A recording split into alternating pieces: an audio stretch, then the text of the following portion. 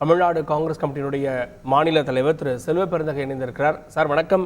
பிரதமர் பேசியதற்கு கட்சியினுடைய தலைமை பாஜக தலைமை விளக்கம் கொடுக்கணும்னு தேர்தல் ஆணையம் கூறியிருக்கிறது. ராகுல் காந்தியும் இதே போல மொழி அடிப்படையில் பிரிவினையை தூண்டுறாருன்னு காங்கிரஸ் கட்சிக்கும் நோட்டீஸ் அனுப்பப்பட்டிருக்கிறது. உங்களுடைய பதில் என்ன? எந்த இடத்திலும் எங்கள் தலைவர் ராகுல் காந்தி பிரிவினைவாதத்தை பற்றியோ மொழிகளை பற்றியோ மதத்தை பற்றியோ கொச்சைப்படுத்தி பேசவில்லை. ஆனால் தொடர்ந்து மோடி அவர்கள் மத மோதல்களை உருவாக்குவதற்கும் மத பிரச்சனையை ஏற்படுத்துவதற்குமான பேச்சை தான் அவர் தொடர்ந்து பரப்புரையில செய்து வருகிறார்.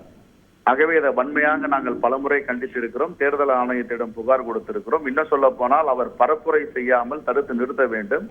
அவர் இனிவரும் காலங்களில் இப்படிப்பட்ட பரப்புரையில் இறங்கினால் இந்த தேசம் பிளவுபடுவதற்கான வாய்ப்பு இருக்கிறது என்று சொல்லியிருக்கிறோம். எங்க தலைவர் மதத்தை பற்றியும் மொழியை பற்றியும் பேசியிருக்காரு. அவர் என்ன சொல்றாரு? இந்திய நாடு என்பது மொழி, கலாச்சாரம், கலை, இலக்கியம், இலக்கணம் பின்னி பிணைந்திருப்பது. இதை ஒரு சாரார், ஒரு நாடு, ஒரு தேர்தல், ஒரு அதிபர், ஒரு மொழின்னு கொண்டு போக முடியாதுன்னு சொல்றாரு. அப்போ இந்த அன்பை விதைப்பதற்காக தான் அவர் 6000 மைல்களுக்கு மேல கன்னியாகுமரியில இருந்து காஷ்மீர் வரைக்கும், மணிப்பூர்ல இருந்து மகாராஷ்டிரா வரைக்கும் தன்னுடைய பயணத்தை பாரத் ஜோடோவும் பாரத் ஜோடோ நியாய யாத்திரையும் மேற்கொண்டார். மக்களிடம் அன்பு செலுத்துகின்ற தலைவர் எங்களுடைய தலைவர், மக்களிடம் வெறுப்பை விதைக்கின்ற தலைவர் மோடி. ஆகவே தேர்தல் ஆணையம் என்பது மழுப்பலாக 2 பேருக்கும் நாங்கள் நோட்டீஸ் அனுப்பியிருக்கிறோம் என்று சொல்வதற்காக இப்படிப்பட்ட செயலில் ஈடுபட்டு இருக்கிறது. தேர்தல் ஆணையம் நியாயமாகவும் கண்ணியமாகவும் நடந்து கொள்ள வேண்டும். இவருடைய எதிர்பார்ப்பதுதான். இதுவரை 4 கோடி ரூபாய் பிடித்திருக்கிறார்களே, ஏன் தேர்தல் ஆணையம் மௌனமாக இருக்கிறது? அமலாக்கத்துறை என்ன செய்து கொண்டிருக்கிறது? சிபிஐ என்ன செய்து கொண்டிருக்கிறது? இன்கம் டாக்ஸ் என்ன செய்து கொண்டிருக்கிறது? இதுதான் பாஜகவுடைய பாசிச ஆட்சி என்று நாங்கள் சொல்லுகிறோம். ஆகவே இந்த நாட்டுல இஸ்லாமியர்கள் எல்லாம் இந்த நாடு சுதந்திரம் அடையல. இஸ்லாமியர்களிடம் இந்த நாட்டுல கலை, இலக்கியம், பண்பாடு எல்லாம் மேன்மை அடையல.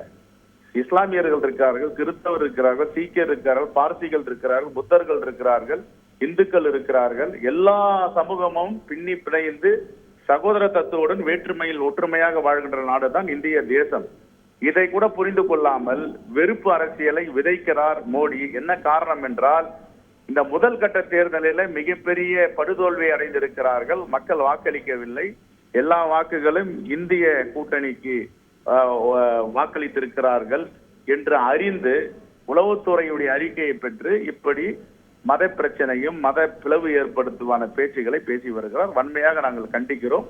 தேர்தல் ஆணையம் நியாயமாக நடந்து கொள்ள வேண்டும். மோடி பிரதமருக்கு மட்டும் நோட்டீஸ் அனுப்புனா சரியா இருக்காது, அதனால ராகுலுக்கு அனுப்புவோம் அப்படின்னு சேர்த்து அனுப்பிட்டு தான் பாக்குறீங்களா? அதான் தேர்தல் ஆணையம் மழுப்பலாக இதை கையாளுகிறது, நேர்மையாக கையாளவில்லை. நேர்மையாக கையாள வேண்டியதுதான் தமிழ்நாடு காங்கிரஸ் கமிட்டியுடைய தொடர்ந்து 3 நாட்களாக நாங்கள் கோரிக்கை வைத்திருக்கிறோம். இன்னும் சொல்ல போனால் அவர் பரப்புரை ஆற்றுவதற்கு அனுமதிக்க கூடாது என்று நாங்கள் அறிவுறுத்தி இருக்கிறோம். செய்திகளை உடனுக்குடன் தெரிந்து கொள்ள உடனே சப்ஸ்கிரைப் பண்ணுங்க.